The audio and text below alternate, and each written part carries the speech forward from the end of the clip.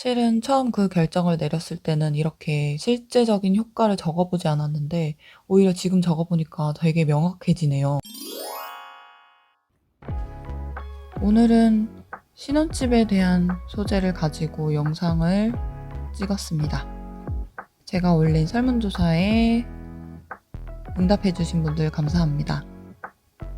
저는 설문조사를 올렸을 때 사실 어떤 결과가 나올지 좀 아리송했는데 결과를 보니까 압도적으로 두 번째 보기인 1.5룸 예비 배우자 집에 들어간다가 많이 치우쳐져서 결과가 나타났어요.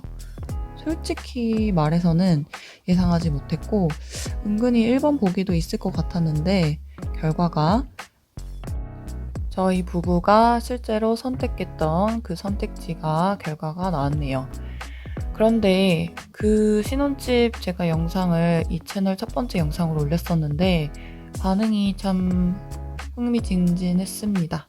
그 작은 곳에서 어떻게 둘이서 그렇게 사냐, 신혼집인데 너무한 거 아니냐, 뭐 그런 의견이 꽤 있었고, 사실 제가 사는 신혼집을 결정을 할 때도 그런 의견들은 주변에서 많이 들었습니다만, 그럼에도 불구하고 제가 그리고 우리 부부가 그런 결정을 내렸던 거는 아주 명확한 이유가 있었기 때문입니다. 저는 원래 뭔가를 결정할 때 사실 제가 맞다고 생각하는 길을 가는 편인데, 우선 그 작은 아파트에라도 들어가서 살아야겠다라고 결심한 이유는 조금 단순했어요. 굳이 새로 집을 얻거나 넓은 집이 지금 필요 할까라는 의구심이 좀 들었고, 결론적으로는 새로 구할 필요가 없었기 때문에 안 구했던 거죠. 2년 후가 됐고 지금 그때의 결정이 아직도 유효하니 그때 돌아가도 그렇게 결정할 거냐라고 말한다면 저는 당연히 예스. 그리고 그 결정이 오히려 나에게 더 나은 그리고 더 확실하게 그 수익이 된 결과를 가져왔다라고 말하겠습니다. 단순하게 두 가지 보기를 비교를 해보도록 할게요. 당연한 것은 각자 처한 상황이 정말 각양각색이기 때문에 그 점은 좀 고려해서 봐주시고요. 20평대에 전셋집을 새로 구한다. 2번 1.5룸이긴 하지만 예비 배우자가 사는 집으로 들어간다. 어떻게 다를까요? 일단 20평대 집이 넓고 방이 여러 개 있다. 4방이 있겠죠. 집이 좁아서 4방은커녕 짐을 넣기가 힘들 수도 있다. 협소하다.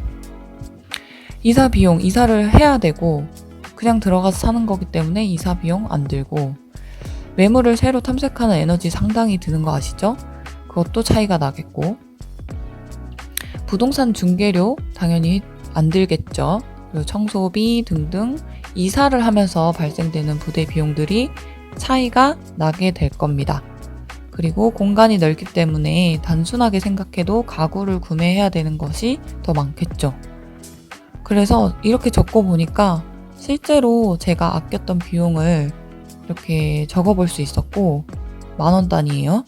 이렇게 적어보니까 제가 총 아낄 수 있었던 돈이 저랑 남편이 2,000만 원 정도를 안 썼다는 거겠죠. 절약을 했다.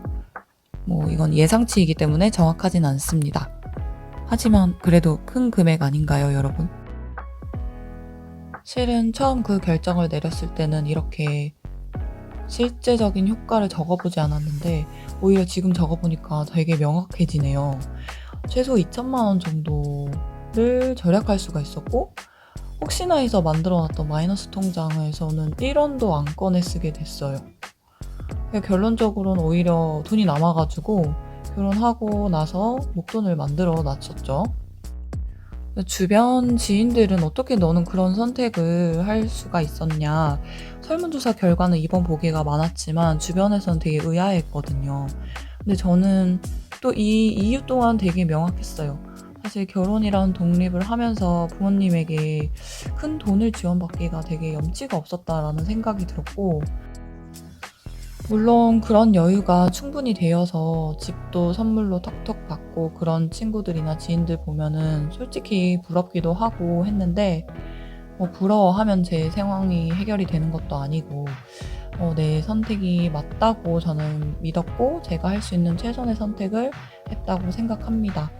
부모님들 세대에 정말 이제 노년 남은 긴 노후도 되게 중요한데 큰 돈이잖아요. 그래서 전혀 그걸 건드려야겠다는 생각을 할 수가 없었네요.